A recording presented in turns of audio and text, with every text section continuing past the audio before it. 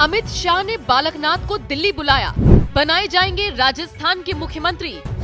खुद भगवाधारी से ही सुन लीजिए क्या है बीजेपी का आगे का मास्टर प्लान।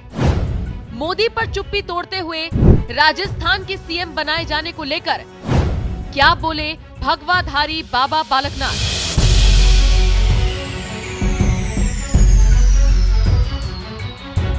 3 राज्यों में बीजेपी को प्रचंड जीत तो मिल गई, लेकिन अब एक नई चुनौती सामने है। चुनौती ये कि आखिर किस राज्य की जिम्मेदारी किस नेता को दी जाए, यानी इनका मुख्यमंत्री कौन बनाया जाए। मध्य प्रदेश हो, छत्तीसगढ़ हो या फिर राजस्थान, तीनों ही राज्यों में एक नहीं, 2 नहीं बल्कि कई उम्मीदवार इस रेस में दौड़ लगा रही हैं। लेकिन बात अगर राजस्थान की करें तो यहाँ पर बालकनाथ का नाम बहुत जोर शोर से लिया जा रहा है। राजस्थान विधानसभा चुनावों में बीजेपी ने अपना परचम लहरा दिया है। 115 सीटों को हासिल कर बीजेपी ने राजनीति के जादूगर कहे जाने वाले अशोक गहलोत की राजनीति पर ही सवाल उठा दिए।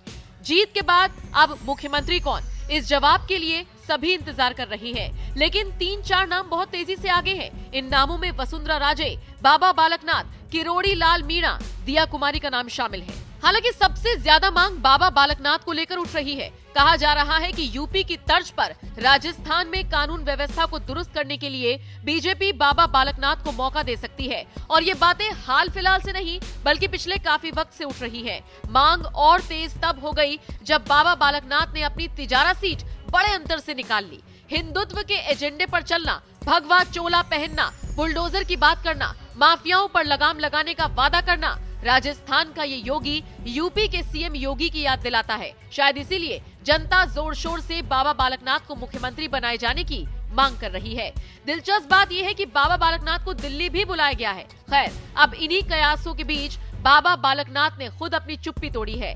बालकनाथ हाल ही में एक न्यूज चैनल से बात कर रहे थे। इस दौरान सवाल हुआ कि आप सीएम बनने जा रहे हैं क्या। जवाब में बालकनाथ ने कहा, हमारे मुख्यमंत्री, हमारे प्रधानमंत्री, हमारा सब कुछ पीएम नरेंद्र मोदी है और सब कुछ उनके मार्गदर्शन में चलेगा। उनकी देखरेख में, उनके विजन के साथ हमारा प्रदेश आगे बढ़ेगा। बाबा बालकनाथ ने फिलहाल चुप्पी तो तोड़ी, लेकिन सारी चीजें प्रधानमंत्री पर छोड़ देने का ऐलान भी कर दिया। आपको बता दें, सोशल मीडिया पर बालकनाथ पिछले 24 घंटे से ट्रेंड कर रही हैं। इसी ने वसुंधरा राजे की टेंशन को बढ़ाया हुआ है। आलम यह है कि अब कहा जाने लगा है कि वसुंधरा का पत्ता कट सकता है। खैर, देखना होगा कि बीजेपी बाबा बालकनाथ को ही राजस्थान का सीएम बनाती है या फिर किसी और पर दांव लगाती है। फिलहाल आप राजस्थान के मुख्यमंत्री के तौर पर बाबा बालकनाथ को कितना सही मानते हैं, कमेंट कर हमें जरूर बताएं।